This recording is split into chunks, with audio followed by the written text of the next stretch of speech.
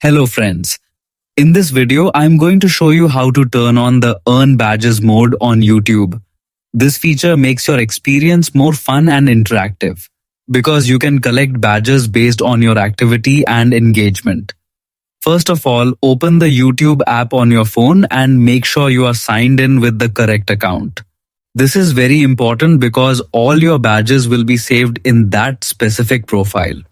Now, look at the bottom right corner of your screen and tap on your profile icon.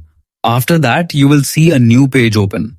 In the top right corner, tap on the settings gear icon to enter the settings menu. Inside the settings menu, scroll down carefully and tap on the general option. This section contains many basic and useful controls for your app. Now here comes the important part.